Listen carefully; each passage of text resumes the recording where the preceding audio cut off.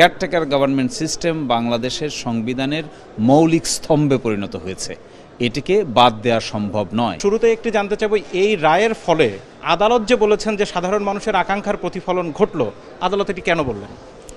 এটা বলছেন যে আপনারা দেখেছেন যে বিগত 3টি যে নির্বাচন হয়েছে, আদালত এটাও মন্তব্য করেছেন যে 3টি নির্বাচনে জনগণের ইচ্ছা প্রকাশ করার সুযোগ পায় নাই, অনাস্থা এসেছে, কনফিডেন্সলেসনেস এসেছে।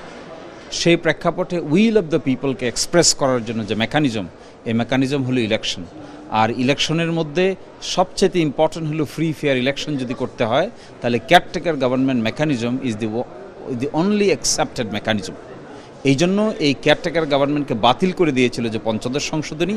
তিনি বলছেন যে কেয়ারটেকার গভর্নমেন্ট সিস্টেম বাংলাদেশের সংবিধানের মৌলিক স্তম্ভে পরিণত হয়েছে, এটিকে বাদ দেওয়া সম্ভব নয়। ইভেন পার্লামেন্টও এটিকে বাদ দিতে পারবে না। এই জন্য ডেমোক্রেসিতে ফ্রি ফেয়ার ইলেকশন এবং caretaker government in Bangladesh is in inseparable টুইনে পরিণত হয়েছে।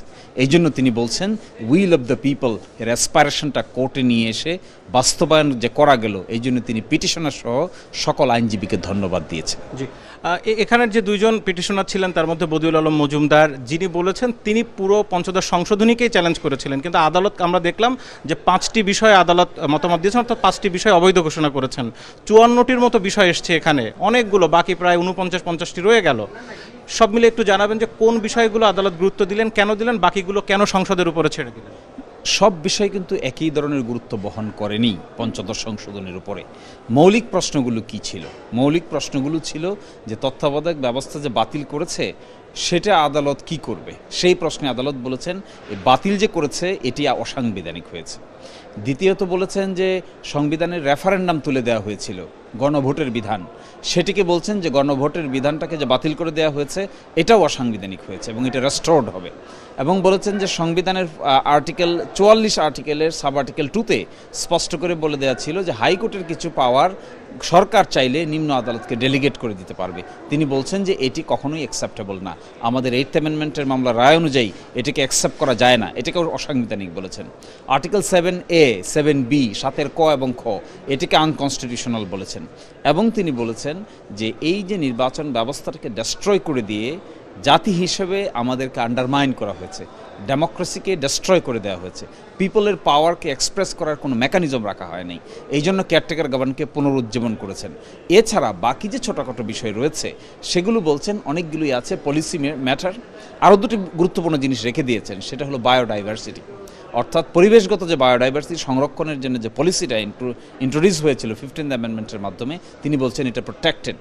96-এ আছে একটি বিধান যা নাকি সুপ্রিম জুডিশিয়াল কাউন্সিলের বিধান, এটাকে তিনি রেখে দিয়েছেন। তারপর আরেকটি বিধান আছে এখানে নৃতাত্ত্বিক জনগোষ্ঠীকে বিশেষ সুবিধা দেওয়ার জন্য যে পলিসি, এই পলিসিটাও তিনি রেখে দিয়েছেন। এছাড়া বাকি যে বিধানগুলো আছে এগুলো বলছেন যে নেক্সট সাকসেসিভ পার্লামেন্টের উপরে ছেড়ে দেওয়া হলো, সাকসেসিভ পার্লামেন্ট উইল ডিসাইড তার মধ্যে থেকে কোনটাকে সংরক্ষণ করবেন আর কোনটাকে সংরক্ষণ করবেন না। এই মুহূর্তের একটা বড় প্রশ্ন, যারা আজকের এই রায় শুনেছেন, তত্ত্বাবধায়ক ব্যবস্থার যেই বাতিল করে যে সংশোধনী আনা হয়েছে সেটি যেহেতু অবৈধ ঘোষণা করে দেওয়া হলো, তাহলে এখনই কি তত্ত্বাবধায়ক ব্যবস্থা ফিরল নাকি আর কোনো ব্যারিয়ার আছে? একটি ধাপ অতিক্রম হলো, আরেকটি ছোট্ট ধাপ বাকি থাকলো আমার মতে। এই জন্য কারণ তত্ত্বাবধায়ক ব্যবস্থাটা দিয়ে তখনকার সংসদ বাতিল করেছিল, ওনারা একটা রায়ের দোহাই দিয়েছিলেন। সেই রায়টা সুপ্রিম কোর্ট কর্তৃক পাবলিশ হয়েছিল, স্লিম মেজরিটিতে 4 জন এক পক্ষে ছিলেন, 3 জন আরেক পক্ষে ছিলেন। সেই রায়টার বিরুদ্ধে 3টা রিভিউ পিটিশন ফাইল করা আছে, এগুলো শুনানির জন্য 17ই জানুয়ারিতে আসার কথা। ফলে ওই যে রায় অংশটুকু রেখে পরিপূর্ণভাবে ফেরত এসেছে, এই আর্গুমেন্ট করাটা কিছুটা ডিফিকাল্ট। এই জন্য আমার মনে হয় বড় ধাপ অতিক্রান্ত হয়েছে, ছোট ধাপ অচিরেই অতিক্রান্ত হবে। এখানে অনেকগুলো বিষয়ের ভিতরে আরেকটি ছিল যে জাতির পিতা হিসাবে শেখ মুজিবুর রহমানকে যে সংবিধানে স্বীকৃতি দিয়ে অন্তর্ভুক্ত করার একটি বিষয়, সবাইকে বাঙালি জাতীয়তাবাদের আওতায় আনায়। তাহলে এই বিষয়গুলো যেহেতু আজকে রায়ের মধ্যে আসেনি, আদালত এগুলো তো টাচ করেননি, তার মানে এগুলোর পরবর্তী সংসদ সিদ্ধান্ত নেবেন এগুলো থাকবে কি, বা এই ব্যাপারে কি সিদ্ধান্ত নেওয়া যায়, তাই তো? জাতির পিতা হিসেবে ছিল না, এখানে ছিল 4-এর কতে যে কার কার ছবি টাঙানো হবে। এই ছবির মধ্যে একটা অংশ ছিল জাতির পিতা সহ অন্যান্যদের ছবি টাঙানো হবে বিভিন্ন অফিসে, বিভিন্ন আদালতে। এই অংশগুলো সহ ধর্মনিরপেক্ষতা থাকবে কিনা, absolute faith and trust in the almighty আল্লাহ হবে কিনা, সোশ্যালিজম থাকবে কিনা, ন্যাশনালিজম থাকবে কিনা, এই পলিসিগুলো তিনি এবং 70 অনুচ্ছেদ থাকবে কিনা, এগুলো তিনি বলেছেন যে পরবর্তী যে ইলেক্টেড সাকসেসিভ পার্লামেন্ট হবে, যে সাকসেসিভ পার্লামেন্ট ডিসাইড করবে এই পলিসি ইস্যুগুলো কী ডিসিশন নেবে।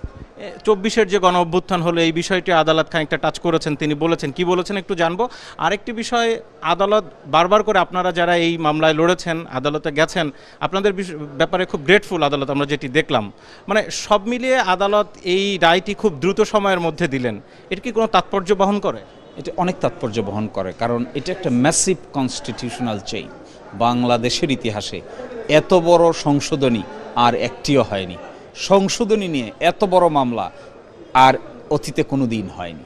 ফলে এটা একটা ম্যাসিভ ডিস্ট্রাকশন হয়েছিল 15th অ্যামেন্ডমেন্টের মাধ্যমে, কর্তৃত্ববাদ প্রতিষ্ঠা হয়েছে, ডেমোক্রেসি বিদায় নিয়েছিল। তার বিরুদ্ধে এইটি যখন শুনানি হয়েছে আদালতে, সকলেই হোল হার্টেডলি আদালতকে সহযোগিতা করেছেন স্বল্পতম সময়ের মধ্যে নিষ্পত্তি করার ক্ষেত্রে।